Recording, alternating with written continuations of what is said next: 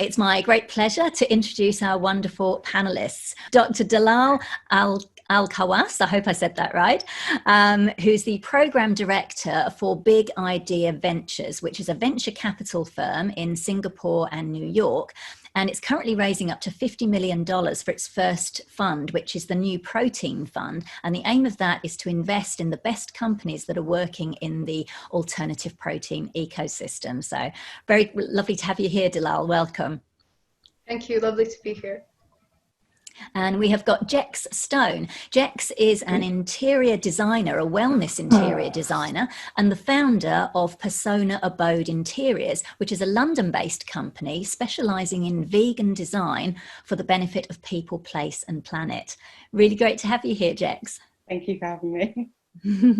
We've also got Suzanne Curlew, also known as Curly Sue, who is a renowned vegan author, speaker and chef who recently got her own plant-based cooking show on Amazon Prime, which is fantastic. Welcome, Suzanne. Hello, thank you for having me. Nice to be here. And from Australia, we've got Melissa Hobbs. Melissa is the founder of The Vegan Company, which is a fashion, lifestyle and beauty digital media website. Welcome, Melissa. You might have to unmute yourself when you speak, but yeah, hi, Melissa. And also... I wasn't on mute. Can you hear me? That's okay. Yeah, we can now. That's great. And also from Australia, we've got Jessica Bailey, who's the founder of the Cruelty Free Shop, a vegan supermarket which has branches in both Sydney and Melbourne, as well as an e-commerce site. Hello, Jess. Hi, Katrina. Thanks for having me. So great to have all of you. So look, I've done a very brief introduction of all of you to give an idea of who you are, but I'd really like to kick off with just having each of you tell us about how you got here. You know, you're involved in business. Most of you are running your own business. Dalal, you're working for a VC firm. So I'd love to know, how did you get to where you are today to be working in the vegan and plant-based business space? So let's kick off with Dalal. Tell us how you've come to be where you are. Okay, it's an interesting story. I would say it's all chance. I think, I started off my career in research and academia, and, I always thought I'm going to go down a very traditional route. And I come from a generation where you can't really align, let's say, your passions with what you're doing. It's kind of something you always would expect to do on the side. So I think, just by coincidence, being in a city like Hong Kong, which is, let's say, a financial sector, a financial hub, and, kind of just mixing and mingling with different friends and people within my network, put me in that situation where I was offered first to become a technical advisor for medtech and life science startups, and then just from going out to dinners with friends, I met the boss of my former company in Hong Kong. When I told him I was a food scientist and I was doing due diligence for VCs and M&A boutiques, he then invited me to join him to start the first food technology accelerator. So it was just, something crazy that I got sucked up into this world. And I'm so grateful that we live in a day and age where these opportunities are widely available. Wonderful. Fantastic. Well, I'm sure we'll learn more about what you're doing to help fund this space, which is absolutely fantastic. Melissa, tell us how you got into, because the Vegan Company is a fairly new company, isn't it? So tell us a little bit about how you got into the space. I was a long-term vegetarian, and as part of that, I probably about 7 or 8 years ago started a charity called Meat Free Week, and we were the recipient of 2 voiceless grants, and that was really to raise awareness of factory farming. And then through the course of that, I moved, personally shifted from being vegetarian to a vegan, and I found that transition quite difficult. I always feel embarrassed to say that, but that's my truth. And I think for me, it was like, what would have made it easier? Like what would have helped me transition? And I think there was a lot of information in that sort of food-based space. So the idea to create something where it's sort of a website that curated the best of, whether it was boots for winter or, these recipes, so it was really about this idea of going to a place that had already taken the hard work out, because I was someone that was really busy and I just found that transition hard. So that was sort of the problem that I was probably trying to solve for myself. And that's really how the vegan company came about. Fantastic. I love that. Great. Jex, tell us about how you came, because it's really interesting. When we think of vegan or plant-based even, we think of food, and now we think of fashion and beauty. But it's really fascinating that the interior design side of things is really coming up in terms of that. So tell us a little bit about how you got involved in this and kind of, I guess, veganized your interior design business. Okay, so I guess I should start with the fact that I've always had careers sort of based around the environment and thinking about the future. So I was in recycling, and I was just always this eco-friendly girl, no matter where I was. And then I got into conservation, again, thinking about the future. So once I started doing interior design, I was actually heard a podcast, and this lady was talking about she just doesn't care about the environment, and she was saying, you know, it's just all about the look, and that didn't sit right with me. And I felt, okay, so how can I combine my love of the environment and people and create a better interior space what cares about not just the finished look. And so out of curiosity, I just literally Googled vegan interior design and found one lady in the States who was doing a course. She's Deborah Demare. Yeah. And I took the course, and I was like, yes, this is it. It was definitely for me. It rested on, you know, easy on my conscience to create a space, which I do love aesthetics, but I wanted it to have just more meaning, and also think about the whole process from the workers through to the whole design process to the finished look. So, you know, it just completes the whole circle for me. It makes me feel better about running a business. Oh, I love that. We can tell from your background that you're an interior designer, because it just looks perfect. It looks like a magazine shoot in the back. I just put half an hour before. It's brilliant. No, I love that. And I love that you haven't got to sacrifice. I think that's one of the things we obviously need to get across. We don't have to sacrifice a style or look or luxury or anything that we want. You know, it can still tick all those boxes and be good for people, animals and planet, which is brilliant. So thank you very much for sharing that. Jess, tell us how you came to run the cruelty-free shop, which is a vegan line of vegan supermarkets in Australia.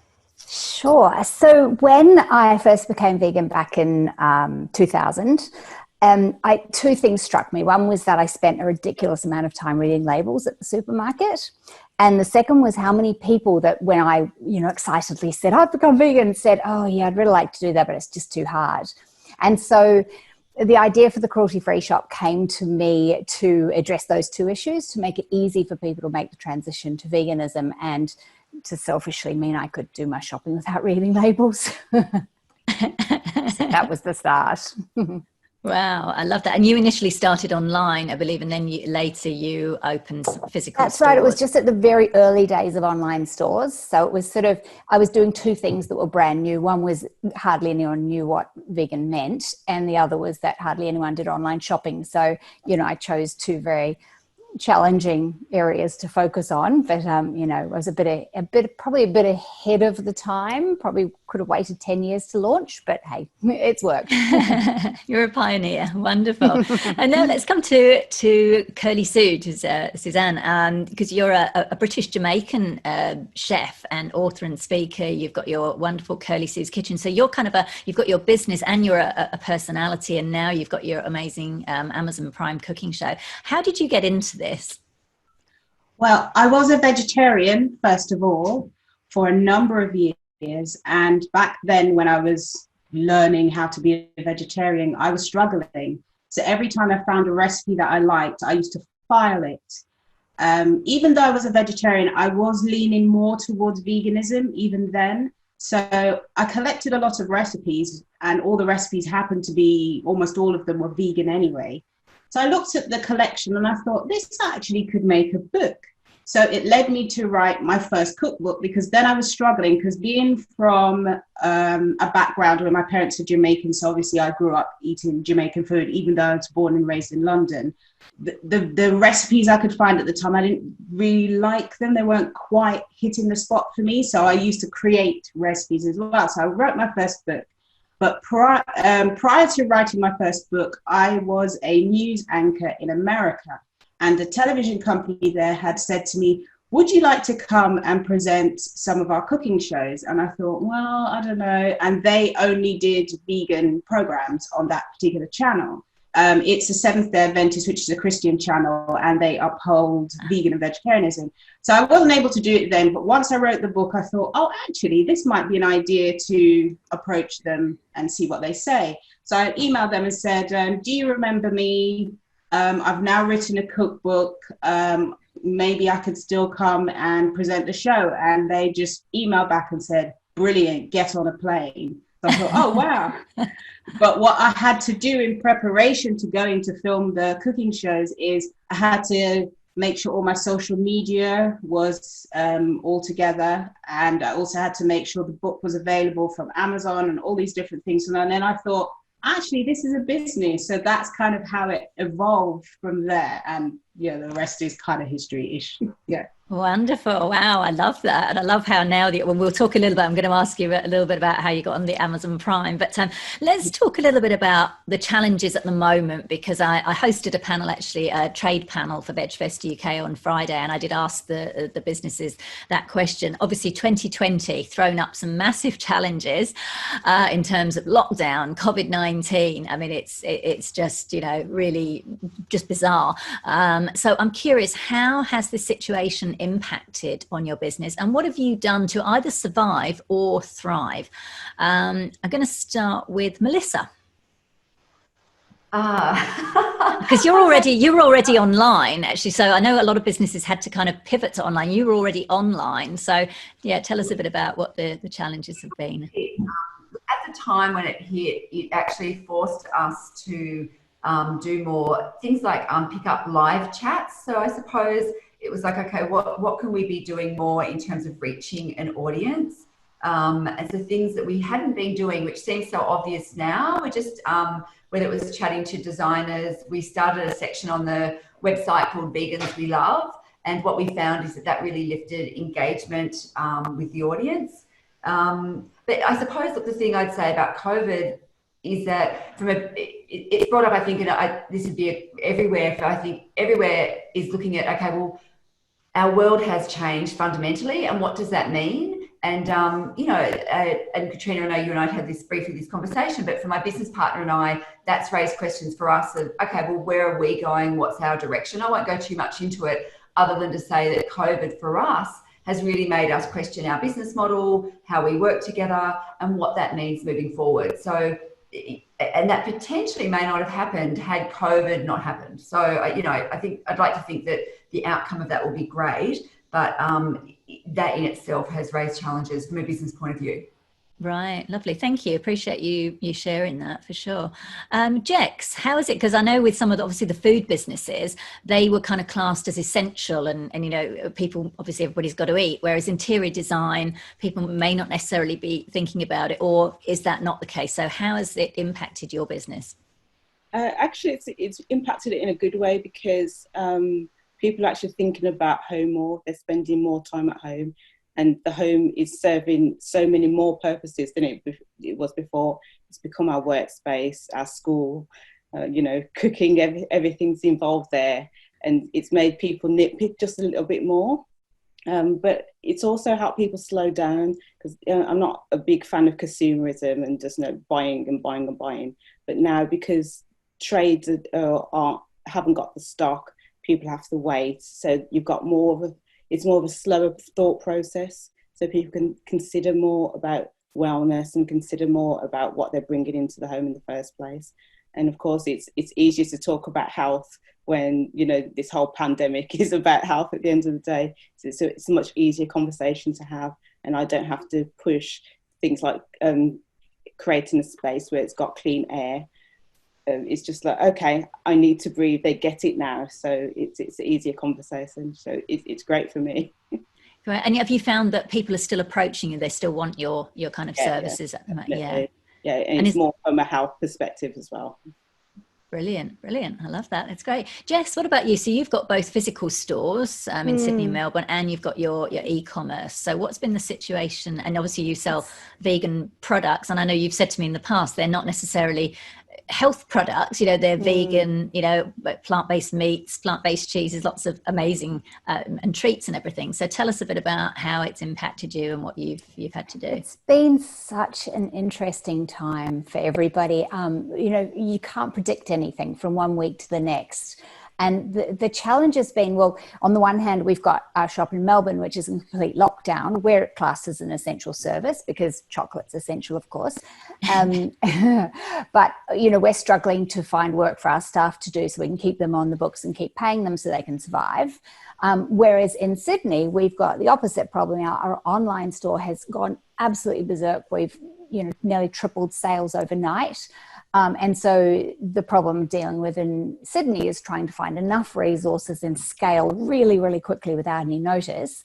And the challenge with that is that we don't know if this is going to stop next week or next month, or maybe there's a shift and people will shop more online, and so this peak will continue. So trying to figure out whether we should be permanently scaling or temporarily scaling and how does that look has been really very challenging. And what we've actually decided to do is embrace this, assume that the business is going to continue to be busy. And so we're actually moving into a larger warehouse, getting some better setup so that we can maintain that level of business in the assumption that it will continue. And I guess that if it doesn't, then we just have to work really hard to market and create that business in the future. So yeah, that's strange really times indeed.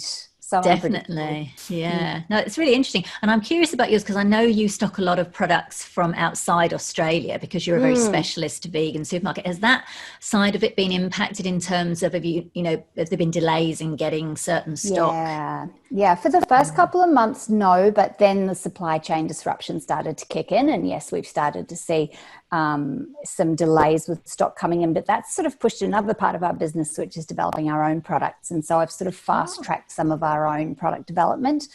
So I've got some food technologists working on some new products now to try and, insulate us from that impact of world problems and supply problems. Yeah. Wonderful. Really, I look forward to that, seeing as I'm in the local area and one of your customers. So I'm looking forward to that. That's good. That's a bonus for me. Dalal, tell us about what's been the experience, because I know you're in a slightly different position from the others who are running their own businesses. You're in a VC firm, and we're obviously seeing some positive things coming out of the plant-based sales of plant-based meat and so on. So how has COVID-19 and the whole situation, how has that impacted you as the program director for a VC firm? Yeah, that's a really, really interesting scenario. So I think all of us, were ill prepared and caught off guard with what was happening. Funny story. So, I was formerly based in Hong Kong, and I moved to, Singapore in January, where I started New World Big Idea Ventures. And just a few weeks in, this whole, the COVID-19 was starting to spread in Singapore, and we were already in a sort of a partial lockdown. And then, I think, as the year went on, I found myself being isolated for almost 2 months, in a new place, alone in an apartment or a barely furnished apartment. So I must have needed, Jex's help to kind of create that Zen atmosphere. And then, I just, and I think, something that we don't talk about enough is the mental well-being of employees as well as, of companies, right, and how that can create a very toxic environment. So, I was really happy that I addressed this issue very early on, and I asked my employer to kind of take a break and move back home and to kind of be in the environment with my parents, with my siblings, with my pets at home, my family pets. And that really helped to kind of, help us focus and also, improved my performance and creativity.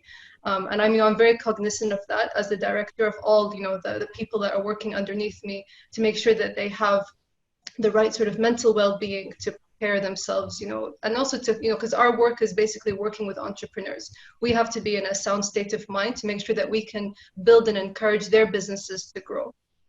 I would say, like, on a positive note, for our sector, we haven't really been hit to that much, in the sense that investors are still ready to kind of put capital behind alternative proteins. All of our companies, are global, so we've just shifted everything towards the virtual program. I think the only challenges now is, the fun stuff where we sort of do event showcases and tasting showcases have now been challenged. But yeah, I'm happy to say that we found a lot of great opportunities to move those events into virtual. So to give you an example, we're working with cloud kitchens as well as distributors and catering services to curate a virtual tasting session for all of our portfolio companies. So I think we're just all learning, step by step, like the other panelists have mentioned, and happy to say that nothing is slowing down for alternative protein. Wonderful. Yeah, I'm very glad to hear that, because I think, as Jex mentioned, people are becoming more aware of the health side of things, of their environment, and also I think that's the same with the food as well, and what we're eating. So that's great to see. Suzanne, so it's been an interesting time for you with the whole COVID-19. What did you do? Oh, I just launched a show on Amazon Prime. Tell us a little bit. So how has COVID-19 impacted you? And if you can tell us a little bit, how did the Amazon Prime show come about? How did you get it on there? Okay, so starting with the first part of what you're asking me, I had wanted my own cooking show for a long time, but actually, let me talk about the COVID-19. The impact it's had is that I was on a book tour, because I had a book that was published in November, and the publishers had me on a book tour, which I thought, oh, this is great. I'm going to all these different countries. I was doing to all these different vegan festivals, and it was really great. And obviously it came to an abrupt halt when it came to COVID-19. So what I've had to do is think, right, what else can I do? It's about moving with the waves, so to speak. Things aren't going the way you thought they were, so you kind of have to lean into where it's now going. So I had the show, the series that was supposed to be going on Amazon for ages. I'd thought of it, but I had never kind of processed. There's a process you have to go through. So when COVID-19 came, I thought, why don't I just do it now? So usually the whole process when you negotiate with the Amazon and Prime and so forth, it usually takes 4 days for the series to appear and be ready for broadcast. But because of COVID-19, it actually took 3 months, because the queuing system for things just slowed right down. It's obviously they've got staff who now have to work remotely and so forth.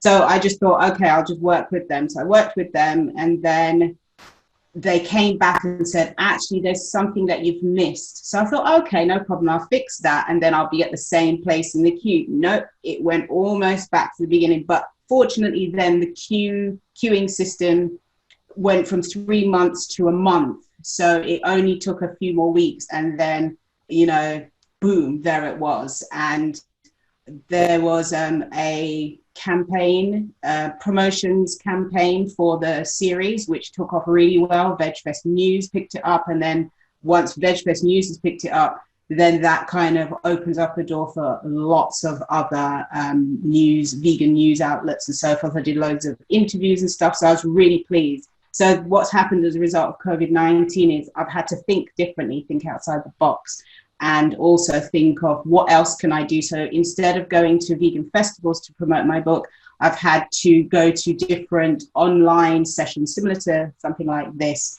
to talk about what it is that I do. So it's just going with the flow is really what I've had to do.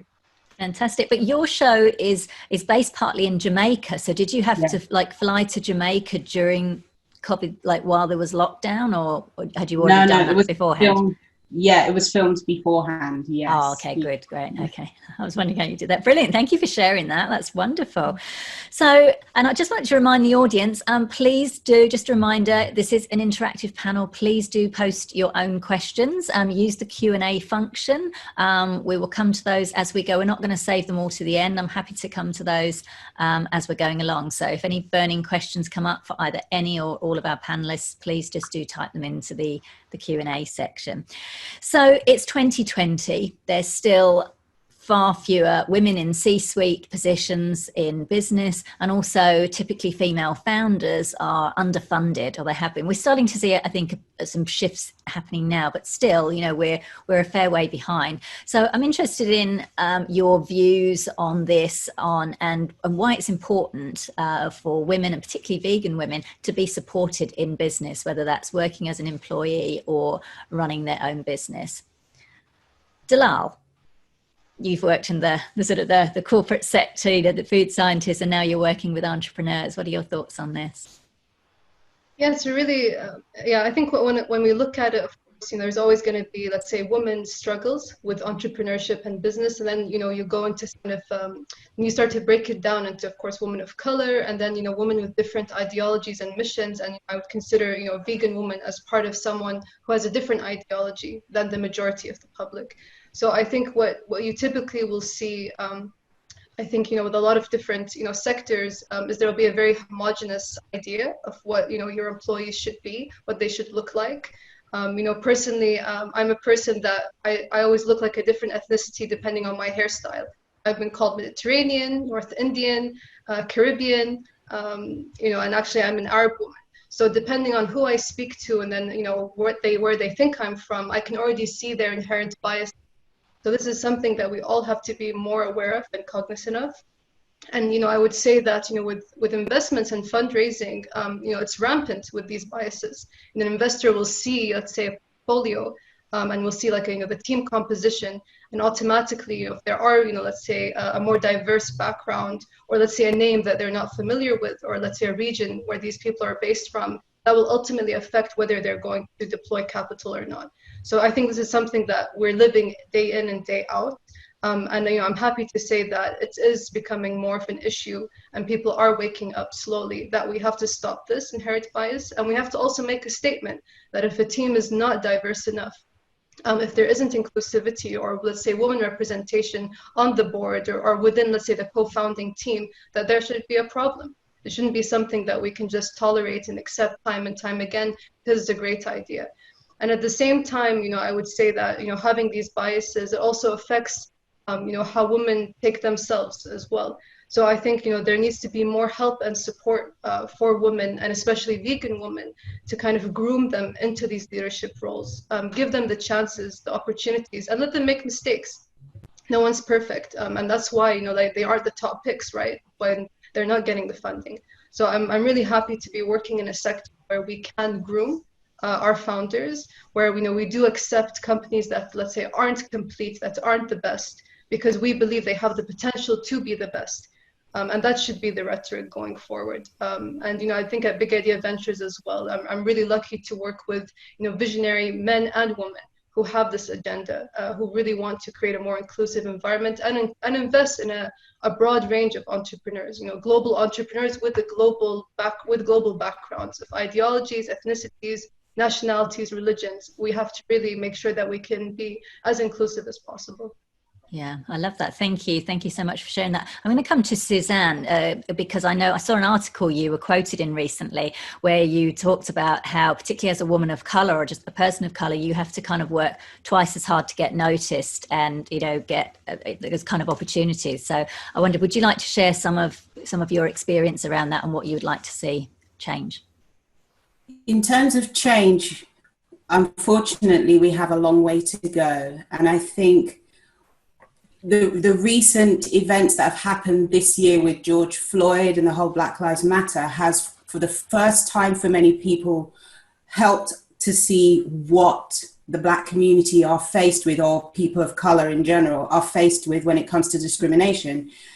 I worked in corporate for many years, and it was hard. It was really hard because people assume things, and I'll give you one example. I started in a particular organization and I was the head of the internal communications.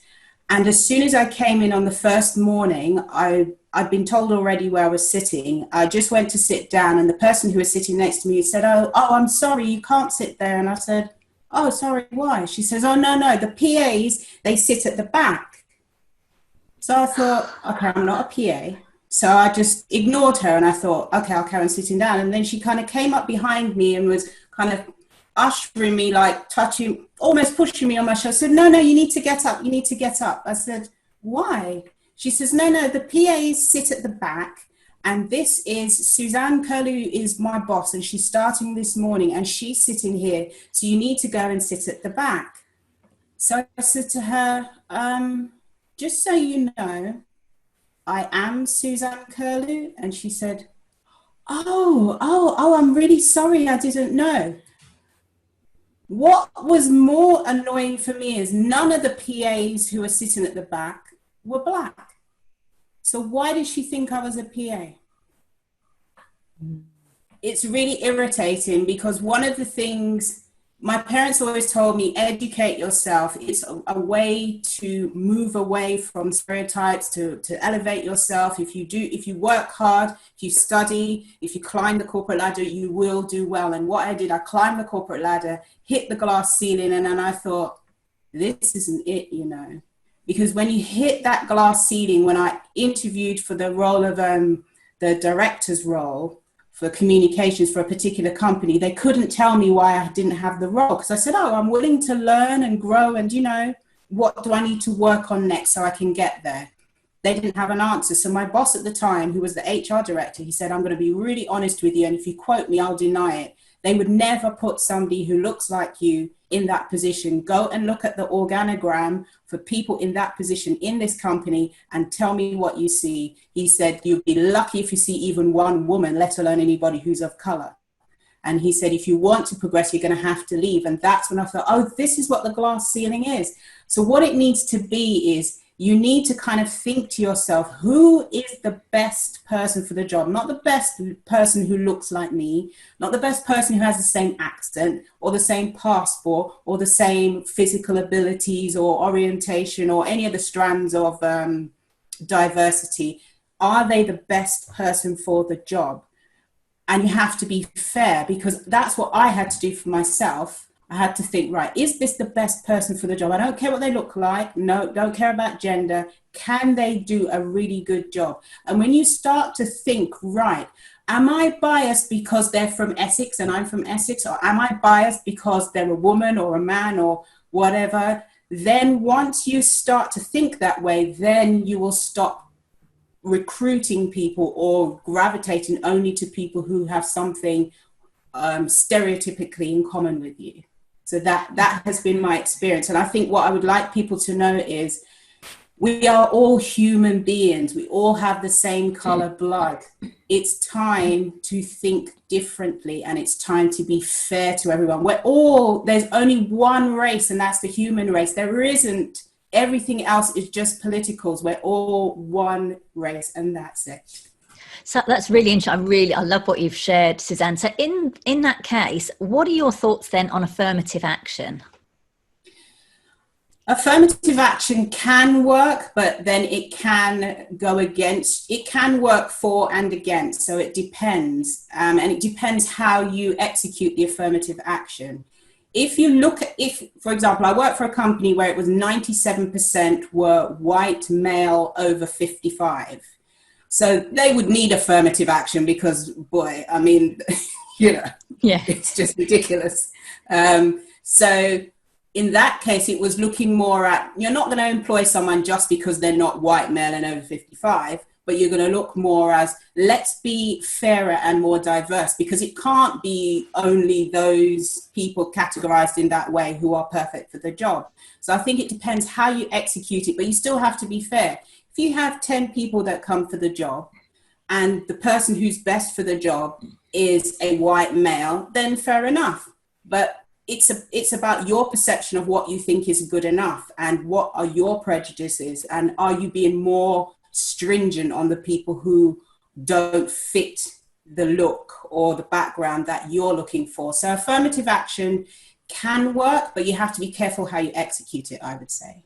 Nice. Thank you. Thank you very much. Jex, I'd love to hear from you. Does any of what Dalal and Curly Sue have said resonate with you, and what's been your experience, and particularly in the interior design industry? Oh, definitely resonates. So outside of the industry and interior design industry, I've worked in obviously conservation and recycling, which draws men more than women, often much older than me. Definitely not black. So, you know, I'm often, like Curly Sue said, I'm mistaken for the secretary. And, you know, I'm also have qualifications being an accountant, so I've always had financial roles as well.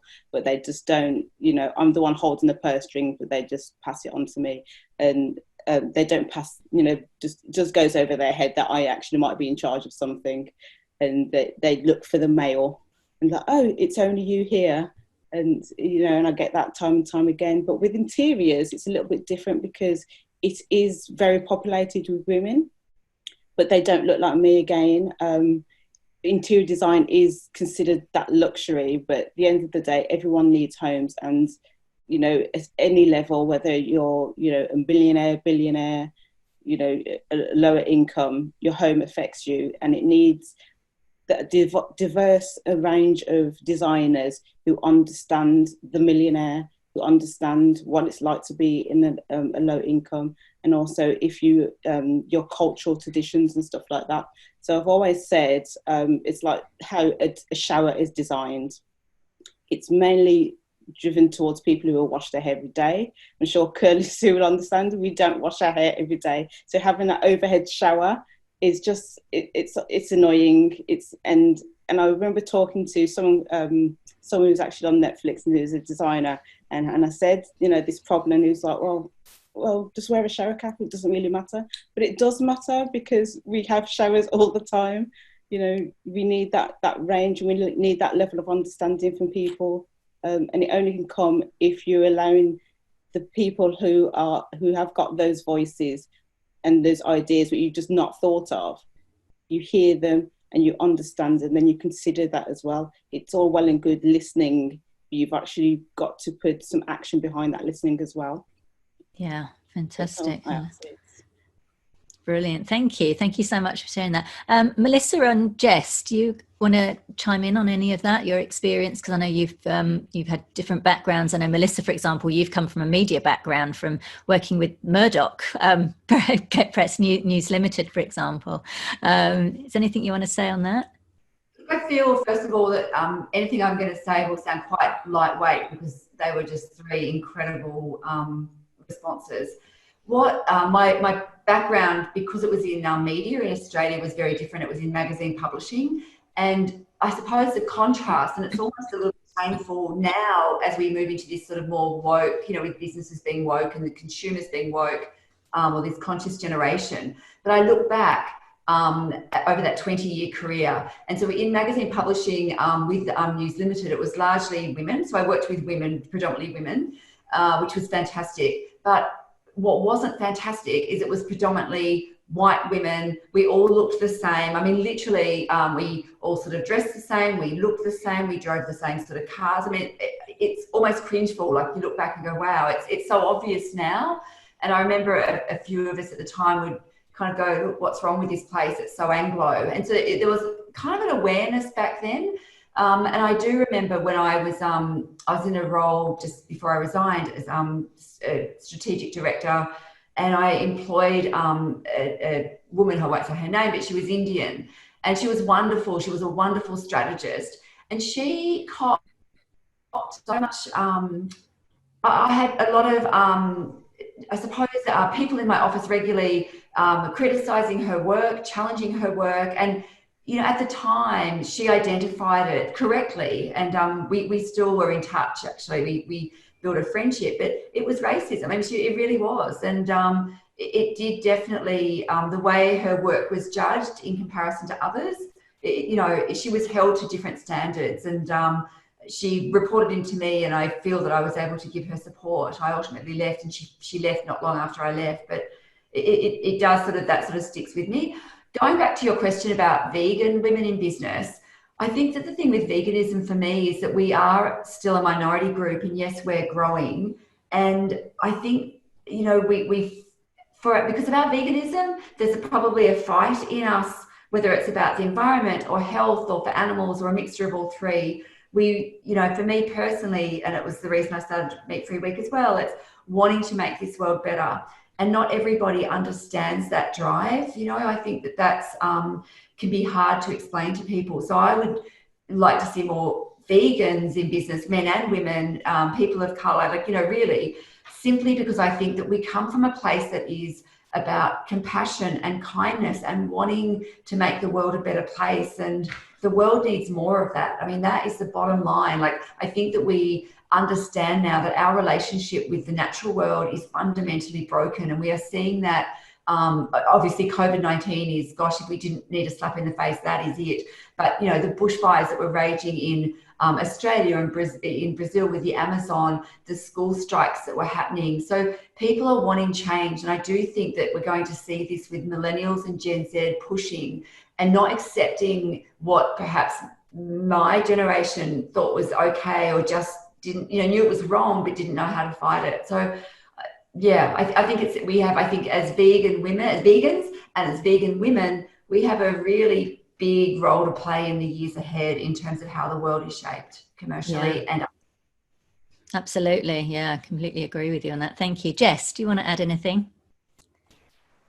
I've just listened to 4 incredibly intelligent, articulate women say everything that needs to be said, and I'm going to leave it with them.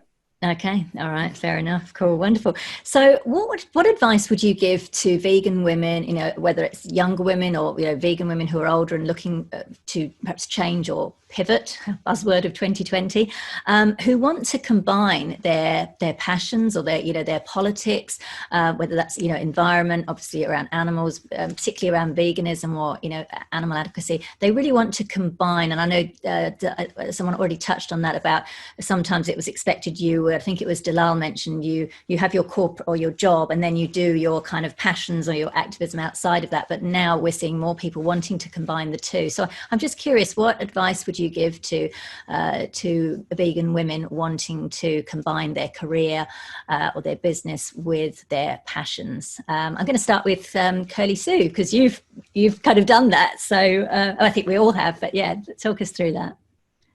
I would say do your research first of all, because you can combine your passion with business, but you have to make sure what you want to do is a viable business and that you can make money to survive from it. Is there a gap in the market? Is this a need that, you know, a product or a service that people need?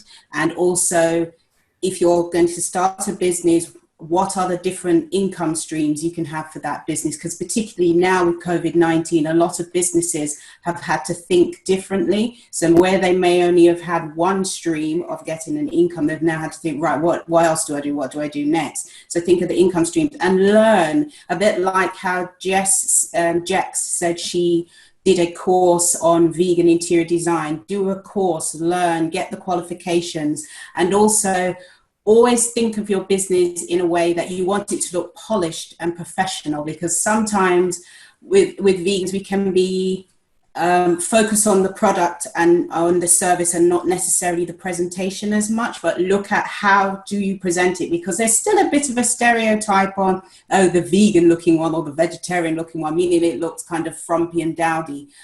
Move beyond that, make it look amazing so that people can't eat. What I like is when people say, oh, actually, it doesn't even look vegan or vegetarian. So this is my kids' cookbook. And the first thing people said is, oh, it doesn't even look like a vegan cookbook. And I take that as a compliment, because the stereotype is, oh, if it's a vegan cookbook, it's going to have a boring picture on the front and black and white pictures and, you know, some kind of stuff like that. And also think big. The sky's the limit. There's nothing to stop you. And also get advice from other people, make friends with other people who are in business and learn and grow. That's what I would say. Lovely. That's great advice, because obviously a lot more, I guess I put competition in air quotes, because obviously if it's in veganism and it's a vegan business, it's not really competition, because, you know, we're on that shared mission. But, you know, a lot of people are wanting to get into, you know, these either running their own business or working in organizations where they can do that. So that's really good advice there from Sue. I'd like to come to Dalal about, because I know you touched on the fact that, you know, previously it was a case of, you know, you had to do your job and your kind of passions or your activism outside of that. Are you any tips, because you've basically managed to merge both of yours in what you do now, so curious as to what advice and tips you might have for other people wanting to sort of follow in your footsteps, not necessarily in a VC firm, but just simply, you know, doing work that fulfills your purpose and your passion as well. Absolutely. It definitely wasn't easy. I have to say that it was very difficult to kind of jump and switch careers. from a scientific base towards a financial background, and then of course kind of going very niche into just focusing on food technology investments, and then sort of alternative protein, which is only vegan products. So actually, I do a lot of advisory work for the youth in Singapore. So something I always tell, both women and men, is it's really important to build a foundation. And I totally align with, Curly Sue. It's really important that you're not just a woman, you're not just a vegan woman, but you're, let's say, a vegan chemical engineer. You're a vegan brand practitioner or marketing expert. You're a vegan financial analyst. You can't just be bound by one definition, but you have to show that vegans can be anything, and that can be super specialized. And that will basically just give you more clout, give you more of an impact, so that when you are, let's say, ready to embark on a career, be it starting your own business or working for a large corporation, you can really add value and change people's perspectives as well on what this means, right? I mean, of course, it's amazing that now we can make this let's say into a profit, making a profit out of our mission, out of our vision for a better and kinder future. But it's very important that we start very early to kind of build that credibility, build the foundation properly. And I was going to say, like, my personal journey, it has been very tough, because I think as women, we just not take it seriously enough. Everyone will just think, oh, you're good at one thing and that's it. You can't really jump over and start something else, or you can't be a consultant. And I've personally, let's say, had many doors closed, and also been told many times to just do things for free. And I'll be quite honest, my shift, sort of coming into this sector, I did so much freelance work. I did freelance work for almost 2 years to kind of successfully make that switch and move. So I think it's very important that people just keep trying, keep pushing. But it's super important. I'm very lucky that I have my traditional background. So whatever happens, I can always go back to a traditional sector. But just make sure that you build that, let's say, very strong credibility. I think that's my advice for vegan women. Wonderful. Thank you. Jess, you started the cruelty-free shop, like you said, kind of so that you could easily do your own shopping and didn't have to constantly look at the labels. So I guess that's a really great example of combining, creating a business out of something you're passionate about. I know you're a big animal advocate as well. So what advice would you give to vegan women wanting to start their own business? Decide what you want to do and just go for it. Just do it. Something that I think a lot of people get bogged down in is doing a massive amount of research and going, well, I'm not going to do it until I've got all the information. But I think you need to have a sort of 80% rule. Get 80% of the information and then make your decision. Because if you wait to get 100% of the information, you're never going to do anything. So I think that there has to be a point where you just say, just go for it. And I mean, what's the worst that can happen? Failure is not necessarily a bad thing. Every time you make a mistake or you fail in something, you learn and become better at it the next time around. And I guess my next piece of advice would be seek support and advice from other women, vegan women in business, because there's something really wonderful that I've found in our community, and that is that vegans are very supportive of each other. And adding another level to that, women are very supportive of each other. So vegan women, when I meet another vegan woman in business, I'm so excited to meet them, and I want them to do really well. And I think that most of us are like that. So I would say reach out to other vegan women in business and you'll be amazed at how supportive they'll be, the advice you'll get, and be open to that advice. Try and put the emotion aside and listen to the advice you get from people. And it's always blows me away how supportive other vegan business people are. It's really lovely. And I don't imagine you see that in many industries. There's not the competition that you see. So, yeah. Great. And of course, there's lots of resources, excuse me now. A lot more resources now available for vegan business and entrepreneurs, business owners and entrepreneurs, because the more products and services available. So there's certainly a lot of research that people can get hold of. Wonderful. And Melissa, again, you're sort of similar to Jess. You started up the website to make it easy for other people to get vegan products, because you found it quite difficult to transition yourself. So coming from someone who's worked in the corporate sector, you come from working in magazine publishing to running your own digital website. What advice would you give to vegan women wanting to do something similar? Oh, look, I think it's sort of pretty much the points I had have been covered.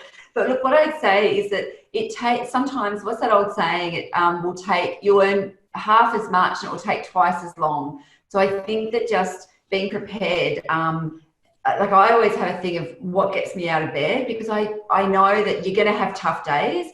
And I think it's really easy when you go into anything. The fun bit is actually at the beginning. And it's exciting, and when you're building a brand and everything's great, right? And then you start to hit, you maybe don't hit the milestones that you thought you were going to hit, or in the case with me, there's been some partnership issues, and it's like, okay, I'd say if you're going into business with someone, understand what you're both bringing to that partnership. Be really clear about what your exit strategy is. If you're doing it on your own, what have you got in place to support yourself? And I think the comments made by Jessica are really great, in the sense that network.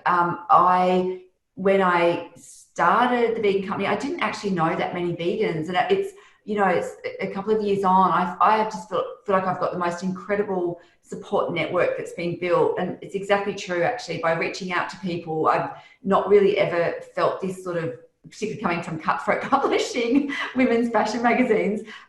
So I would say be prepared that you're going to need resilience. And when things get tough, you got to almost expect it. I think that it's easy to forget that there are going to be some bad days, and what are you going to do, or bad periods, whether that's emotional, financial, what's in your back pocket, what's in your toolkit to get you through that.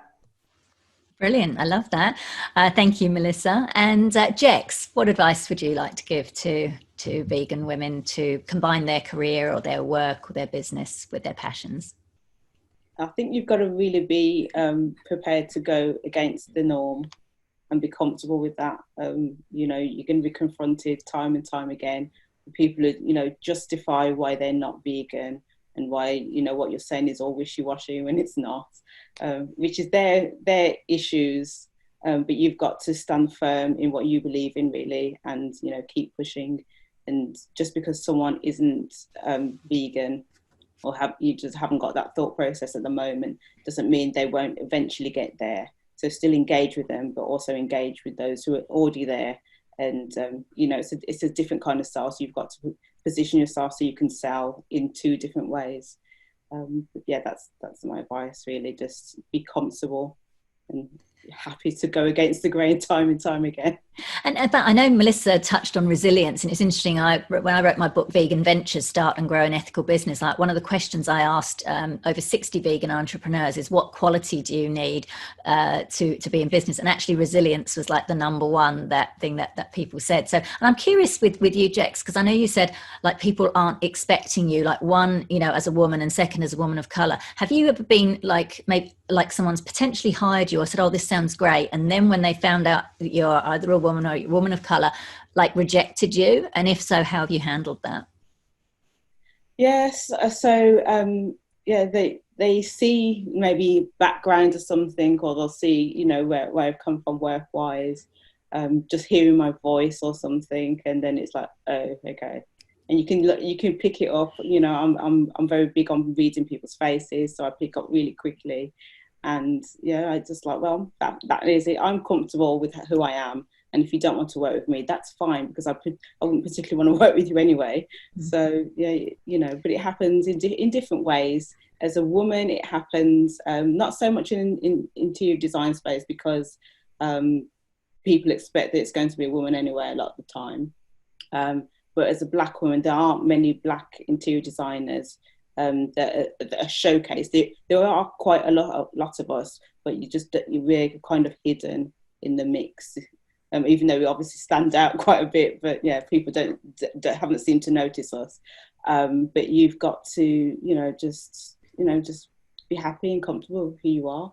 Yeah, it's that self-confidence thing, isn't it? That came up in the panel that we discussed yesterday. Expect it, really. People are going to say, "Oh no, I don't want to work with you because of this and that and the other," and that's fine. That's not my ideal customer anyway. Because interiors is a very personal kind of work, especially when you're working in residential interiors. You're a lot of ins and outs of a person. more than most people. You know, a builder might know like the outside, but I know what's in the knicker drawer. I know everything. So, you know, if you're not comfortable just seeing my face, you're not going to be comfortable knowing that I know your brand of bras. So. I love that. Thank you so much for sharing that. I've noticed we've got a question coming from Erica. She says, thanks for another wonderful conversation today, ladies. I assume you're on yesterday's panel as well, Erica. Thank you for joining us again. She's saying, Erica's asking, does anyone have any advice about leading a team as a vegan woman? I recently left a similarly toxic company like what you've discussed, and I now have an exciting new team to manage and want to make sure they're engaged and motivated to keep pushing. Oh, I love that. Congratulations, Erica, on your new position. Dalal, you're heading a team at the moment. What advice would you have for Erica?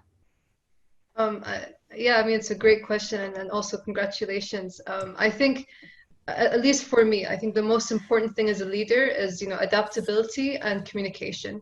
So I think, you know, we have to make sure that we are able to wear multiple hats and we're able to do the dirty work as well. I think it's, you know, very important that we can show everyone that's working with us that we're fully capable, that we don't have that arrogance that this is something I won't do or I won't book my own meetings, etc. I think having that basic sort of, let's say, you know, understanding as well as respect for everyone that's working in your organization, from, let's say, the most senior to the most junior, is so important. And I think, of course, you know, just showing that, you know, I guess that having those I would say, like, you know, qualities are then going to showcase to whoever's working with you that, you know, a vegan leader is like everyone else, that we have dignity, we have pride, we have respect for everyone, you know, despite their nature, their mission, their creed, their culture. And, you know, I would just say that, you know, naturally it will build the curiosity within your team to then ask you about your mission, to ask you about your vision and statement. You don't really need to push it over onto anyone. And, you know, I'm just very happy to be able to work with such, you know, let's say, you know, respectable, you know, decent, as well as, you know, very generous and kind people, that, you know, understand the value of our work. And, you know, at the same time, we just have to make sure that we value them just as much. Great, thank you. I'd like to come to Curly Sue, because that story you told, you know, earlier, where they assumed you were a PA and you were actually.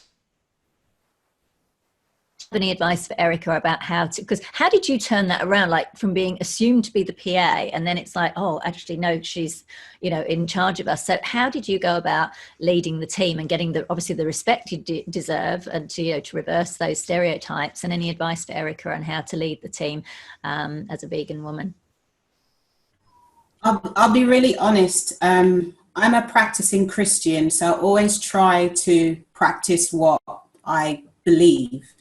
And everybody deserves a second chance. So as much as she annoyed me and she upset me by assuming that I was the PA, I just thought there's an opportunity here to rise above it, because the additional thing being a woman of color in a relatively high position in an organization is people are always watching your every move and how you, what you do, what decisions and choices you make. Her and I became almost like best friends, because I just thought, you know, I need to show her that what she did, the assumption she made was unfair. So she learned from it, because I understand when people don't understand, but what I need is for them to understand. So if that makes sense, yes. So I didn't hold it against her. I didn't bear a grudge about it. So as a Christian, I wouldn't bear a grudge. So I didn't bear a grudge about it. I just carried on as normal, because she was like falling over herself thinking, oh no, what am I going to do? And I just thought, okay, that's fine. I said, okay, so where's the stationery cupboard? Blah, you know, just carried on as normal. And then we did have a conversation, and I said, yes, you did really upset me when you made that assumption. And you know why you made that assumption. But you know what? Every day is a brand new day. Let's draw a line under this. And going forward, I don't have any animosity towards you.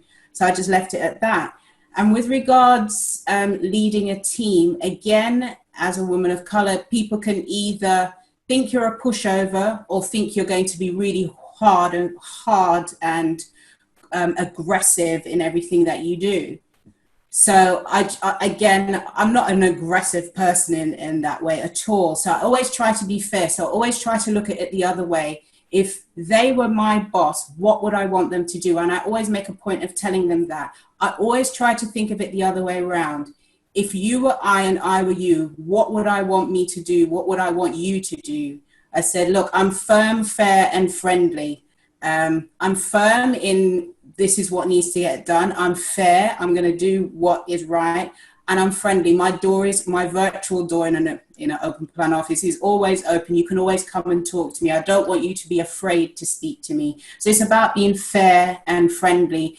And also I always remember they're a human being first and an employee second. So what does the human need first and foremost? And that's how I look at it. I love that. I really love that. And I love that whole kind of being the example, and how you, instead of just punishing her and perhaps fulfilling, any stereotypes, that you literally modeled, that. I think that's fantastic. Thank you for sharing that. Some great advice. I hope that's been helpful for you, Erica.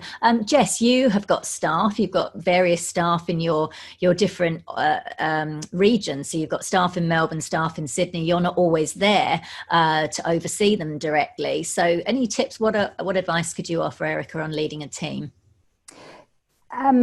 Two things. One is just make sure that they understand that, I know it's a cliche, but there's no such thing as a stupid question. Make sure that your staff know that you're always there to answer questions if they need to ask them. And when they ask them, even if they are not, obvious questions, don't make them feel stupid asking them. You want to always make sure that that communication line is open.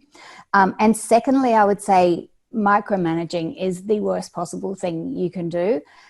You have to trust that people can know what to do and that they can do their jobs. You need to give them a task and let them go away and try. And maybe they'll fail, but they need to feel that you trust them.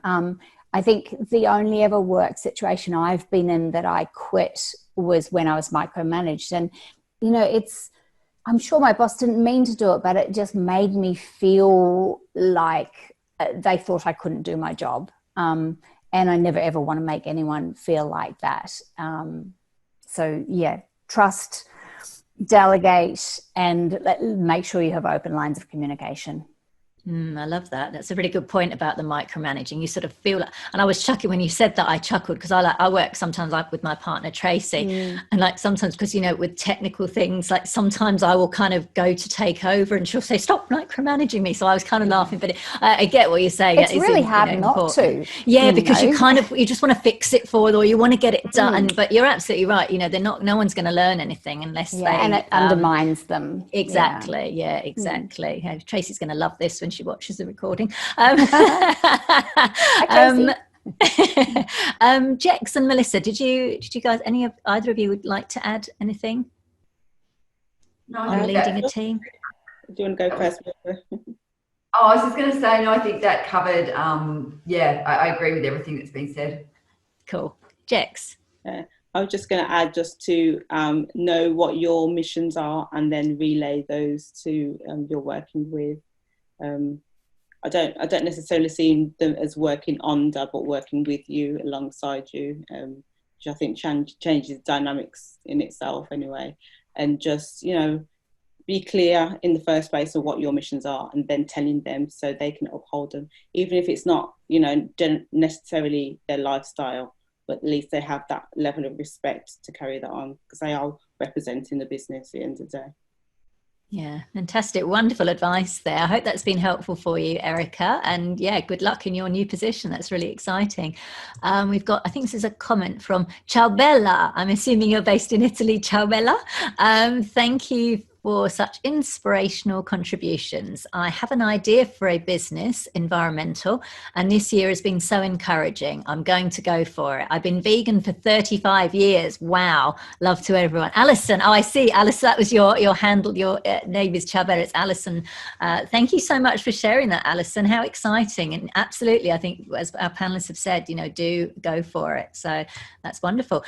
Do feel free. We have got a little bit more time. So do feel free to type in your questions. Take advantage of the fact that we've got these amazing women here with such a breadth of expertise and experience. So do carry on. with your questions. So I'm curious, we've talked about resilience and some of the qualities that you need, to be successful in business. What about on those days when, and I know particularly for entrepreneurs, things are going to go wrong. They just will. With the best will in the world, things can really just, fall to pieces. And sometimes you just wonder, is it all worth it? Do I need to kind of give up? And I guess at the same, with when you're working at a job, sometimes you're just going to have really bad days and you think, am I in the right, am I doing the right thing? What should I do? How do you handle that? How do you kind of keep yourself going, keep yourself on track? Melissa. Okay, yeah, well, look, that's a great question for me because that has certainly been something that's come up for me recently. I had a health issue that came up earlier this year, an autoimmune, and it brought into a question about what I was doing and how I was living my life. And, truthfully, you get to those days where you go, actually, I could just walk away. I need time out. And I think it comes back to being very clear about, for me, I feel really clear on my purpose in life. And, that is to actually make the world a better place for animals. And so for me, I come back to that. On another note with my health, it's about, I really recognized that my self-care was lacking. So I was I'm a mum, I've got a property with animals. And so I realized that I was constantly putting out fires, and I really, and this is going back to that COVID thing, I think for me it was a bit of a resetting. So I've started meditating daily, which has been quite transformative. You hear the science about it, and I'm always like, I'm too busy to meditate, I don't have time, and I've got, that it has been great. And the other thing that on a practical level, I'm involved with a charity called Till the Cows Come Home, and they rescue unwanted farm animals and place them. I'm on the board of that charity, and we've actually just recently, as in a few weeks ago, we've started fostering baby calves. And I can, at the time, friends and family who know how busy I am with the business and life in general were like, are you just mental? Are you crazy? And yet what I knew about myself is that I needed a way to ground myself and to remind me of why I do what I do and that honestly, when you're there literally saving the life of a baby calf rescued from the dairy industry, which is exactly what it is, there is nothing that's more grounding and motivating for me than that practical experience. So the short answer to that long-winded description is to get really clear on why you do what you do. Because I've had to really dig deep these last 3 months. I've probably had some of the hardest 3 months ever. And just the meditation, self-care, and a practical application that's really ground me into why I do what I do has been critical for me. Brilliant. I love that. That's really great advice. Dalal, what do you do when things are going to hell in a handbasket, and what do you do to cope? I think, yeah, absolutely. I totally agree with what Melissa said. I think, it's definitely, maybe just as women as well, we're always trying to prove to ourselves that we can do everything. And we never admit to anyone that we're exhausted, we're tired, we're on the verge of collapsing. I think that's something that is really something I've had to learn the hard way, kind of reaching that low point where your body just shuts down. I think something that I will always tell people, from my experience is just don't be ashamed to tell your employer or tell anyone that you're not okay, that, you need to take a break. I think if your employer does not respect that, or if that compromises your career, then you shouldn't be working for that company, full stop.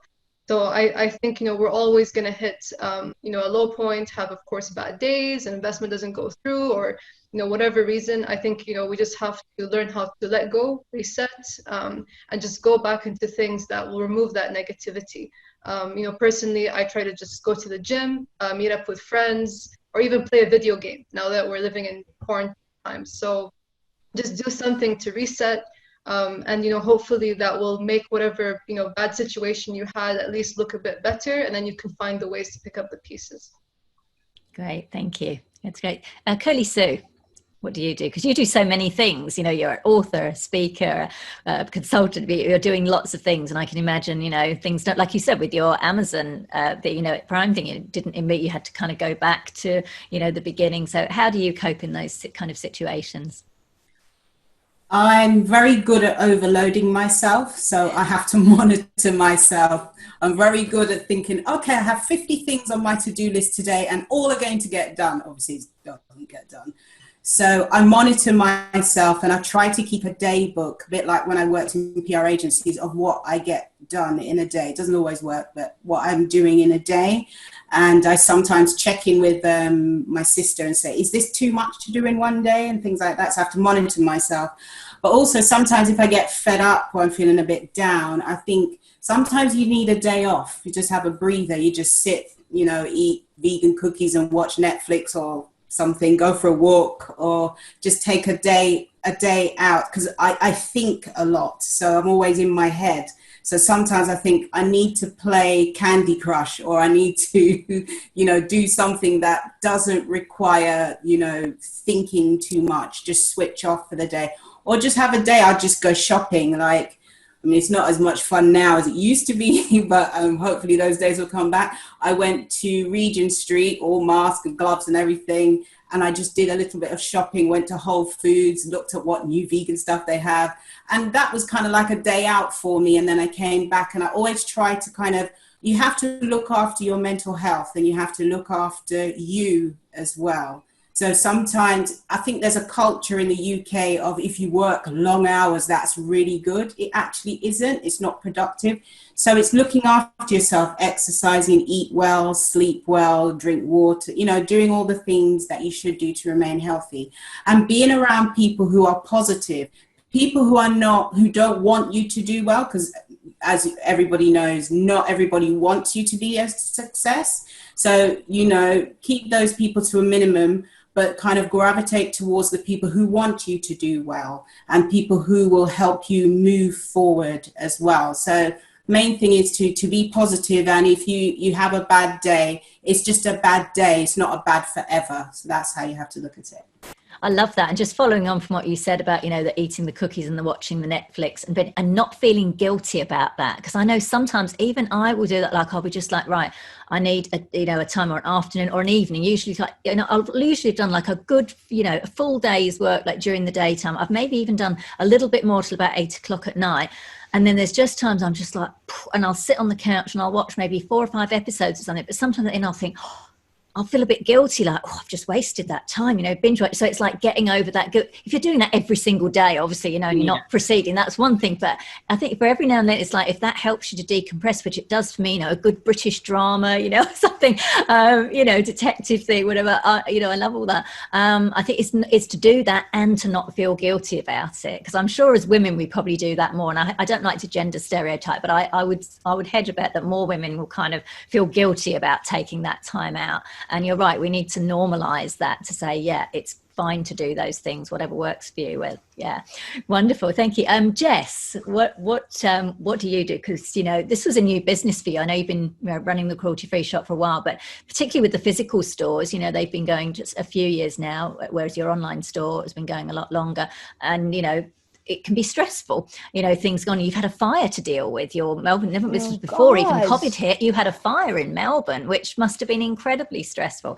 How do you cope? I'd blocked that out. I'm sorry. You traumatized me again. Oh my God, I'd forgotten about that. Yeah, our shop burned down. That was quite an experience. In fact, yeah, that was probably the worst time. You have to be kind to yourself. You have to know that sometimes you'll just come home and want to sit rocking in a corner and have about 50 wines. But as Melissa said earlier, I do exactly what she does. I remind myself why I'm doing it. And, I could sit in that corner and rock for a few days, or I could get out there and do something for animals. And everything I do, the whole purpose of my business is to save animals. And if I don't do it, who's going to? So, you do have to indulge yourself a little bit. I think it's okay to give yourself some downtime and like you said, watch some crap television, I don't know, go out for a run, whatever. You need to indulge yourself when you're feeling bad. I don't think it's healthy just to push through. I think you need to have that downtime. But once you've had it, then just remember why you're doing it and get right back out there and keep doing it, because no one else is going to. Yeah, for sure. I love that. And Jex, what advice do you have? What do you do when it's all just, going to pot?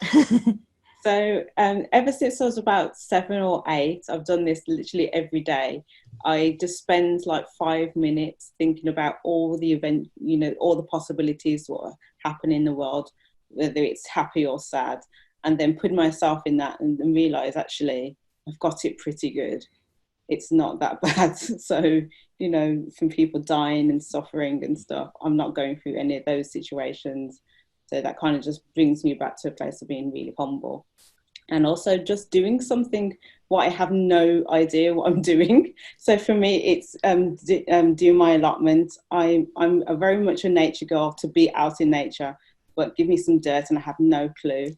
But it's great because it makes you realise, you know, mistakes happen because you don't know what you're doing, you know. So yeah, it's a great way to just ease yourself back into just being a human.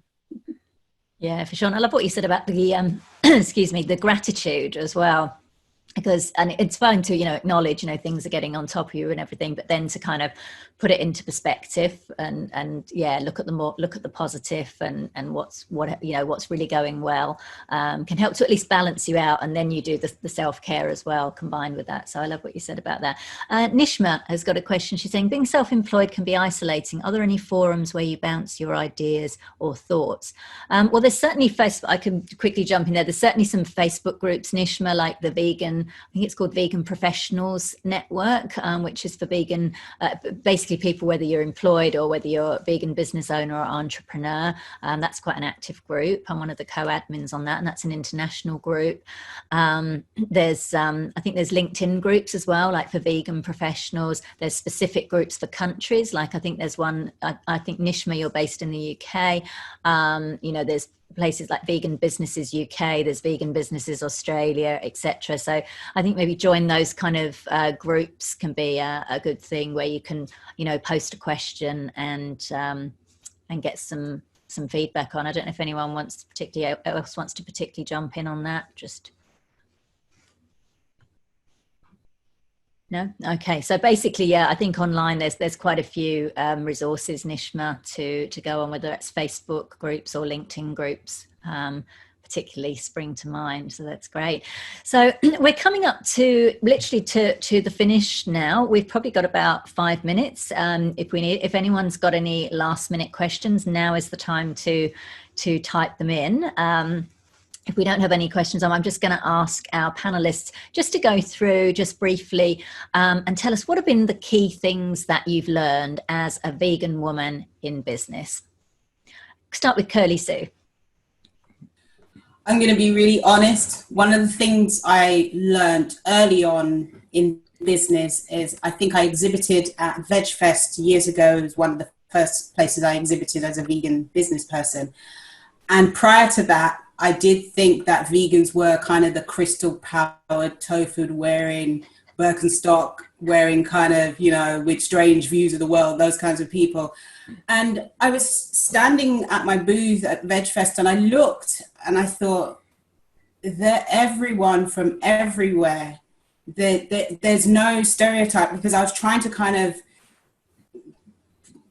come up with the kind of customer persona of a typical vegan, and there isn't, which is great. There's vegans anywhere and everywhere, and as you go around to all the different stands at VegFest, you just think, well, these people are anyone, everyone, you, me, people I come across, people I don't come across, and that was a valuable lesson for me. I can't just pigeonhole a vegan and think, okay, they're the Birkenstock wearer kind of person who only eats tofu on Wednesday, and, you know, things like that. They're anyone and everyone. That's what I learned.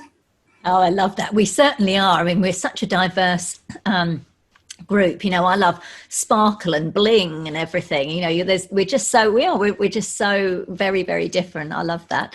And I think there's not enough of that. I'm just going to put that out there, as this is a business panel. There's not enough sparkle and bling in vegan fashion. So I want to see more of it. There we go. Melissa, what lessons have you learned? Look, two things. I think I saw this great quote. It was actually on Instagram, and actually that's another great place, is going back to that last question that came up, that if you're on Instagram and you follow a whole lot of vegan businesses or people, and you can reach out via direct message to them. So that's another resource I should have just mentioned. But there was a great thing I saw, that if you're even if you're starting over, you're not starting from scratch, you are starting from experience. And I saw that today, and I just thought, you don't always get things right the first time. What you think you know as you go along, and if you're learning on the job, or you suddenly go, wow, I wish I'd known that 2 years ago or a year ago. And I think the other thing I would say is that there's room enough for all of us. Like, I think that sometimes online, not so much with my personal experience, but in online, I can see that vegans can quite often attack other vegans for either not being vegan enough, or not getting it right, and I'm always a bit surprised by it, because it's like, you know what, we're all fighting the good fight. So I believe there's room for all of us. The more the merrier. I welcome anyone in this space. It's like, I will always support anyone that's wanting to be in this space, because I just think that we're in it for the right reasons. So yeah, I think that's probably what I've learned, that there's room, the more of the merrier. That's truthfully what I believe. And you can't say that for every industry, but I really believe that for us. We are growing, veganism we know is a growing trend, and so that the more of us that can cater to that market and to share our experience and make the world a kinder, better, more compassionate place for the planet and the animals we share it with, it's a win for everybody. Absolutely. I so agree with you. And that was another question that I asked people when I wrote the book, and it was about collaboration, like collaboration over competition. Don't be afraid if people are coming even into the same place that you're playing. That's a good thing, because I think no one business can serve everybody. We've got so much work to do that there's more than enough work for all of us. So I love that. Thank you, Melissa. Jex, what have been the key lessons you've learned? We just, even as vegans, we're not all on the same wavelengths. People just don't, especially with the interior world, people just haven't even thought about it, to be honest. I think it's obvious when you're talking about like a sofa or something, but people are not thinking about what goes into the whole process of making a sofa, and the glues and stuff like that. And it's just to give everyone a break, that you don't know. I don't know everything. I'm learning every day and discovering new things. I had no idea mattresses had milk in, but they do. But it's a whole process, and it's an ongoing thing. Fantastic. Dalal, what have been the key lessons you've learned as a vegan woman in business? Yeah, I love all the insights that we've been hearing from Curly, Sue, from Melissa and Dex. I think, I totally agree. I think as a scientist coming into this space as well, we're always skeptical of anything that isn't backed by data. So I think, kind of the original, let's say, stereotype of what a vegan is kind of mission driven, but a bit reactionary and not really kind of fact checking or maybe even manipulating some of the facts at the time. So I would say that I'm really happy that, nowadays you have a lot of, let's say, collaborations between advocacy groups, entrepreneurs, scientists, and a lot of great think tanks. I do want to give a shout out to a couple of organizations that I think, people listening should follow. The Good Food Institute have been tremendously supportive at, bridging the gap between all these different facets of, as I mentioned, advocacy, entrepreneurship, and also like, I would say more traditional corporations as well. And bringing in, the legal sort of like legal regulatory advisors as well as scientists to help showcase how technology can lead the way at creating more, advanced alternative protein solutions. So I think, that's really amazing. And I think, we just have to remember that, we have to be more inclusive and be open-minded to different thoughts and views, but we can eventually all work together. And I just want to say, like, last thing, something that I really learned is communication is so important, and I still need a lot of work at perfecting that. But coming from, I would say, like a scientific background, I think a lot of people will agree. We're not trained to be bold and flashy, and use that to kind of, I guess, promote ourselves. And at business, it's the total opposite. People who are the most boldest, charismatic, will get all the funding, will get, let's say, support moving forward. So I think changing that mindset, trying to show that, you can be flashy, and come off, as strong and confident. And it doesn't mean that you're arrogant or that your product is not worthy. I think we need to do that more as women, as vegan women, so that we can really make an impact on the world. Yeah, absolutely. That topic came up in yesterday's panel about finding your voice as a leader in the animal advocacy and vegan movements. And somebody, I think it was Nishma actually, that asked the question, sometimes as with women, it can feel like when you're putting yourself forward, it can feel like you're boasting. And so we had, we kind of worked on that to say, well, that's not necessarily the case. Just by saying, yes, we can do that job, it doesn't mean we're boasting. We've got to be more confident about putting ourselves forward and not worrying that, it's seen as a negative thing. So yeah, thank you, Dalal. And finally, Jess, what have been the key lessons that you've learned as a vegan entrepreneur? A few things. One is don't read the comments in vegan Facebook groups because it's just depressing. One thing that I've learned is that you can learn something from every single person you talk to. So talk about your business to everyone who'll listen, because it's incredible the pearls of wisdom you get from the most unusual places. And I always find that anyone I talk to, I always come away with some new bit of information or a new perspective. I think get out there and talk to anyone. It's amazing what you can learn. And lastly, be nice to each other. At the end of the day, we're all trying to make the world a better place. So let's all just be nice to each other about it. Don't judge anyone because, we all ate meat and did horrible things at some point in our lives. And this is, part of our path, and everyone's on a different part of that path. So be nice to people and be supportive. And I don't know, that's all. Make the world a better place. Yes, absolutely. Thank you so much. I think that's a really perfect upbeat note to end on.